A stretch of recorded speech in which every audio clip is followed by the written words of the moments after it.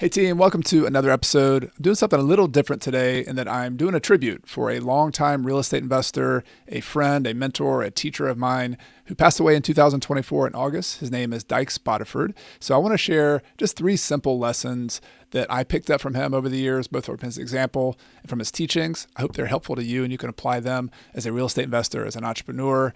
And this is also a continuation of a series I'm doing of more informal episodes, shorter episodes that are not highly produced. So if you like this type of episode, leave me a comment below, or you can send me an email at podcast@coachcarson.com. Would love your feedback, both on this episode style, but also on Dyches as well. If you have any stories or feedback, I would love to hear from you on that. So the first lesson I have from Dyches is definitely from who he was and his character, was the lost art of humility. So humility is something that's not really talked about. It's not bragged about, obviously, because being humble is not bragging about yourself. And Dyches was a really impressive person. When he graduated from college, he graduated from the Georgia Institute of Technology, Georgia Tech, where my dad graduated as well, actually. He was a scientist. He was a physics major. I think he had a computer science master's degree, and he literally worked for NASA on rockets when he was getting out of college. So a rocket scientist, literally. And over the years was involved in that as a scientist, eventually got into real estate investing on the side, and for many, many decades was a successful real estate investor. He invested in land and timber in Georgia, also had just regular rental properties, had mobile homes, did developments, did a lot of private lending and notes, was a very creative investor, but over many, many decades was successful to the point where he was able to be financially independent and eventually leave his career and just do real estate investing. He was also very widely known as a teacher, as a nationally known. In fact, he was featured in a book that's one of my favorite real estate investing books, The Millionaire Real Estate Investor. It's written by Gary Keller from Keller Williams and Dave Jenks and Jay Papasan. He is featured. If you look at the back of that book, one of my favorite parts is there are these profiles of real estate investors. And I borrowed that idea and wrote it in my book, The Retire Early with Real Estate, and featured investors in there as well. But Dyches was one of the original millionaires featured in that book, so you could check that out as well. But I say all of that, as successful as he was, if you ever talk to him, you would never, ever hear him say one word about that.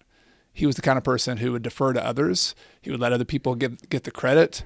He just let his knowledge, his expertise speak for itself. And that's the big takeaway on this first lesson. Something I aspire to, not necessarily perfect about. Here I am on the internet talking about things. But I feel like as real estate investors, as communicators, as teachers, that humility is not put up there enough because, people brag. People are putting themselves out there. You feel like you have to kind of be bigger than you are sometimes. But I think the trick to that is focusing on being excellent with whatever you do and letting your results, letting your actions speak for themselves.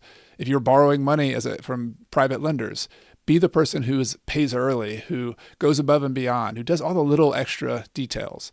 If you're trying to buy properties or trying to grow your business, be the person who has excellence and kind of the skills as your main focus. I think that's my takeaway with Dyches, because letting your work speak for yourself is kind of old school. It's not something people talk about enough. But I think when you can have your actions, your body of work, be the thing that brags on itself and that you don't have to brag about, then it really makes people endears you to people even more. I think that's something we all respect about others. So the lost art of humility is the first thing I would say about Dyches. The second is really related to that. I always think about Dyches as a master of details. So when he studied real estate investing and taught it as well, it was like a scientist. It was like you can imagine, a physicist or a biologist, somebody who doesn't just go in there to get the surface level understanding of something. He's going down to the first principles, to the details, to the, what really makes this craft tick. And that's the word I would describe Dyches as, and something I aspire to as well, is being a craftsman or a craftswoman. Is you focus on just being excellent on the details.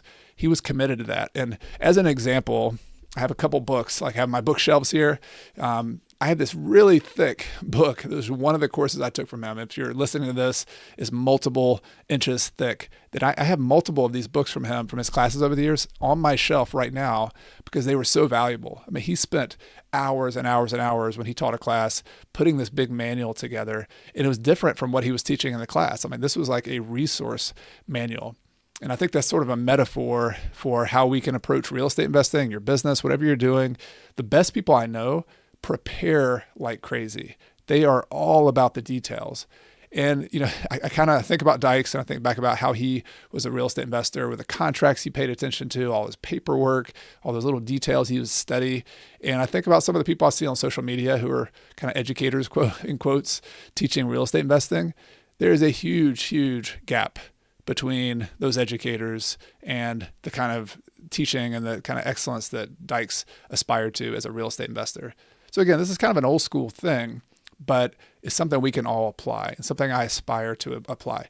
So how do you do that? You take it slowly. Like you see this as a craft that you're going to do for many years and many decades. And yes, you can get really good at certain things fast. So over the few months, you can learn something and apply it and get better at real estate investing. But really commit to being a long-term real estate investor who gets better and better and builds this body of knowledge that you have that eventually you can share with others, which I'm going to talk about here in a second is my third point, giving back and sharing what you know.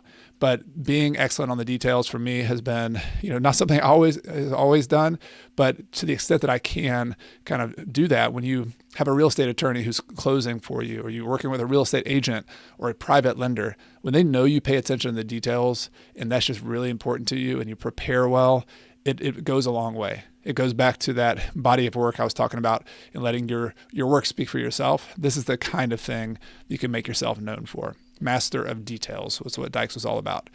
The third one, I would say, the takeaway that we can all learn from Dyches, he was super generous with his mind, with his knowledge. And he's a role model for me, honestly. I feel like the best thing we can do, the people I aspire to in life, are teachers. Teachers of all kinds. Like think back to when you were in elementary school, I played sports. Some of my favorite people in life were my middle school coaches and my high school coaches, people who were just volunteering to share information. They were generous. There's this generosity that they had. That was Dyches. Dyches was super generous. He taught classes for many years. He, till his last day, he had Parkinson's disease, and he was still teaching the last months of his life, doing online courses. He loved it. That's what his, I'm not speaking for him, but he, you could tell he was called to do that. And he felt that was something he wanted to do. He also responded to, thousands of emails over the years with not just like, hello, how you doing? Like really detailed responses with people and prepared and shared. So that's something that we can all do. I am in the teaching profession now. One of the reasons I'm here, making a podcast is because I really enjoy the act of knowledge, of learning, packaging it up. How can I share it with somebody else? But you can do the same thing. It's one of the best ways you can learn something is by sharing it with others and being generous with it, not guarding it and saying, hey, this is a little secret I have. I'm not going to share it with anyone else. No, pass it on. This is the age of the internet. Everything can be found online. And so sharing it with others, especially people in your life who maybe need a little bit of help, a little bit of leg up, people who didn't have it in their family, other investors who they can go to, kind of making it go full circle is a really cool thing. And that's something that Dyches did. He was a teacher, taught for many, many years. I've already showed you some of these manuals he put together. I really respect that and admire that. So those are a few lessons. Just in summary, he was someone who demonstrated the lost art of humility, just a kind person, humble, let his work speak for itself. He was all about the details, craftsperson, a scientist of real estate, something we can aspire to. And then once you learn those things, be generous with it, give back. Ultimately, I heard somebody say the other day, all the money we make, all the houses we have, when we're gone, they're gone too. But if the ideas we share with people, the kindness we share with people, that stuff goes on. And it might not be directly linked to you, but think about like one idea, one encouragement, one sharing you do as a teacher, and by being generous, it creates waves that go many, many years, whether it's your kids, whether it's random people you meet, whether you're sharing on the internet like me or not, teaching and being generous is awesome. So thank you, Dyches. Really, you made an impact on my life. I hope this is helpful for you. If you want to learn more from Dyches, his daughter, Dorsey Kuhn, is still, actively keeping up a lot of his stuff on his website at assets101.com. I'll put a link to that in the podcast and YouTube description below. I also taught a class with Dyches. It's one of the biggest honors for me. I taught a creative financing class, which taught how to buy properties with seller financing, how to sell properties with seller financing, how to use private money, self-directed retirement accounts, lease options, all these things you've probably heard of about creative ways to do real estate deals with contracts and working with sellers and private lenders, kind of anything outside of the traditional banking world, which is one of the best ways to make money, like 2025, or if you're wanting to actually borrow money at lower interest rates or creative interest rates. Learning how to use seller financing is one of those. So we taught that class together and it was a lot of fun. I recorded it and you can get that on my website and I'll have a link to that as well. So again, we'd love to hear from you if this episode has been helpful. If you like this format, leave a comment, send me an email at podcast@coachcarson.com. I appreciate you and I'll see you soon.